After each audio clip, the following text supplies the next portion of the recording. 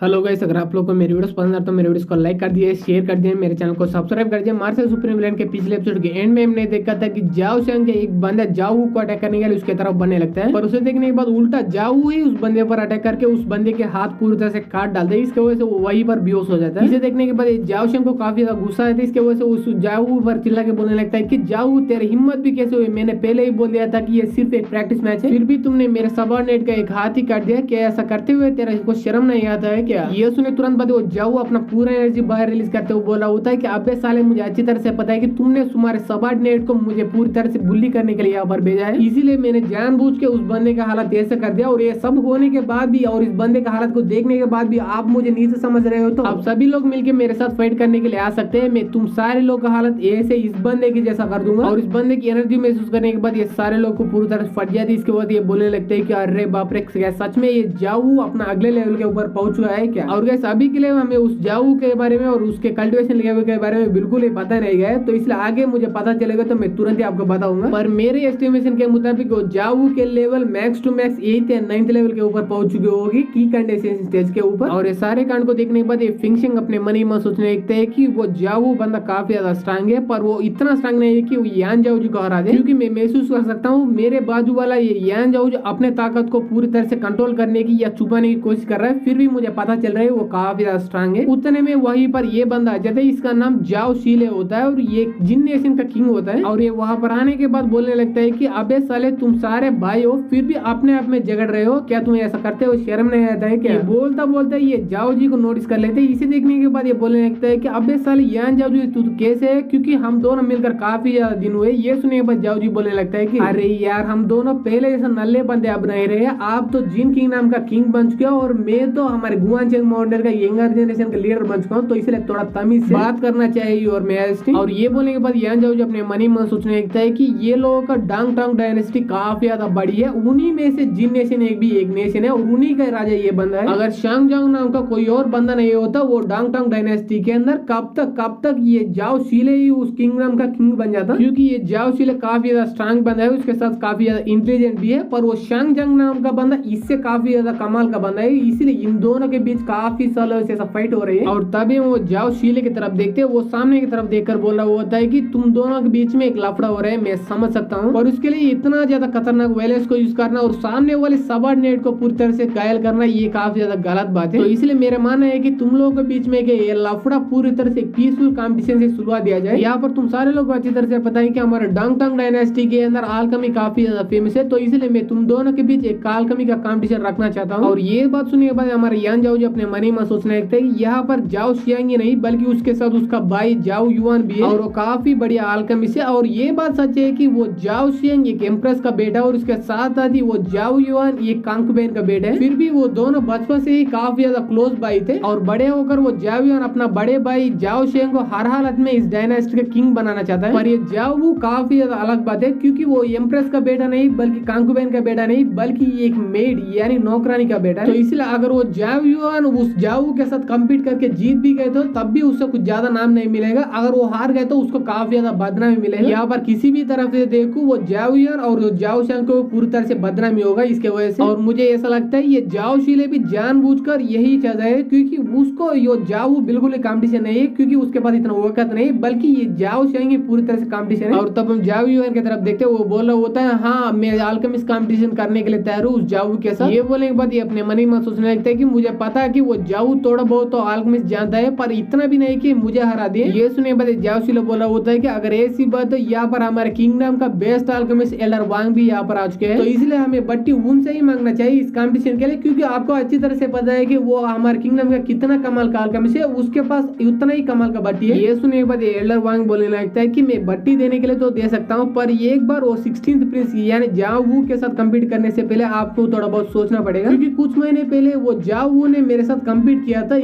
Alchemist competition के अंदर, उसने मुझे इतना आसानी से हरा दिए थे, मैं क्या ही बोलूं यहाँ पर। तो इसलिए मेरा मानना है कि वो 16th जाओ वू का अल्केमिस्ट का लेवल मेरे से भी काफी ज्यादा है, तो इसलिए आप उनके साथ कम्पीट करने से थोड़ा बहुत सोचने चाहिए। ये सुनने के बाद वहां पर वो सारे लोग पूरी तरह हिल जाते हैं। इसके बाद अपने आप में बात करने लगते हैं कि क्या क्या क्या 16th ब्रदर जाओ वू ने आसानी से वो एल्डर वांग को हरा दिया, वो भी काफी ज्यादा आसानी से। अगर ऐसी बात तो वो जाओ युआन उस जाओ के सामने कैसे जीत पाएगा? और ये सारे बात सुने के बाद जाओ युआन की मनी मन काफी ज्यादा फट रहे होते हैं, पर बाहर की तरफ कुछ भी नहीं बोल पा रहा होता है। उतने में ये जाओ शैंग इसके पास कुछ बोलने के लिए आता है। उससे पहले ये जाओ युआन उससे बोलने लगता है कि मुझे ऐसा लग रहा है मैं उस जाओ के हाथ में हारने वाला हूँ। ये सुनने के बाद जाओ शैंग बोल रहा होता है, नहीं नहीं भाई, मैं तो ये सारे लोग के सामने ऐसा बिल्कुल ही शर्मिंदा नहीं होने दूंगा, तो इसीलिए मैं वापस जाकर ये आल्केमी कंपटीशन के लिए पूरी तरह से नो बोलने वाला हूँ। तभी हमारे यान जाओ जी सामने की तरफ आ जाता है। आने के बाद बोलने लगते हैं कि रुको रुको, मुझे ये कंपटीशन काफी ज्यादा इंटरेस्टिंग लगने लगा, तो इसीलिए मैं इसके ऊपर बेटिंग करना चाहता हूँ। और मैं भी मानता हूँ ये कंपटीशन काफी ज्यादा इंटरेस्टिंग है, पर उसे और भी ज्यादा इंटरेस्टिंग करने के लिए बेटिंग करना जरूरी है। और मैं बेट करना चाहता हूँ वो भी किसी और के ऊपर नहीं, बल्कि जाओ युआन प्रिंस के ऊपर, क्योंकि मुझे पूरा यकीन है कि इस आल्केमी कंपटीशन के अंदर जीतने वाला बंदा और कोई नहीं बल्कि जाओ युआन ही है। और ये सुनने के बाद खुद जाओ युआन पूरी तरह चौंक जाता है। इसके बाद कुछ भी नहीं बोल पा रहा होता है। इसके बाद ये माइंड टू माइंड यान जाओ जी से बोलने लगता है कि यान जाओ जी, मैं अप्रिशिएट करता हूँ, तुम्हें मेरे ऊपर इतना भरोसा है, पर मैं ये लिख के बोल सकता हूँ कि मेरे स्किल्स मिस्टर वांग यानी एल्डर वांग जितना अच्छा बिल्कुल नहीं है। पर वो जाओ ने सीधा उस एल्डर वांग को आसानी से हरा दिया, तो मैं उसको कैसे हरा पाऊंगा। ये सुनने के बाद यान जाओ जी माइंड टू माइंड उस बंदे से बोलने लगता है कि अबे साले, तेरे पास कितना औकात है उसके बारे में तेरे से अच्छा मुझे पता है, इसीलिए मैं तुझे माइंड टू माइंड एक टेक्निक के बारे में, एक प्रोसेस के बारे में बताने वाला हूँ। उसी टेक्निक और उसी प्रोसेस को यूज करके वहां पर वो आल्केमी पिल बनाओ, उसके बाद तुम ही जीत जाओगे। इसके बाद ये जाओ युआन को अपना टेक्निक और प्रोसेस पूरी तरह से बता देता है। इसके बाद वो जाओ युआन पूरी तरह से खुश हो जाता है और थैंक यू बोल के अपना माइंड टू माइंड कन्वर्सेशन यही पर खत्म हो जाता है। और तब हम बाहर की तरफ देखते हैं, वो जाओ शीले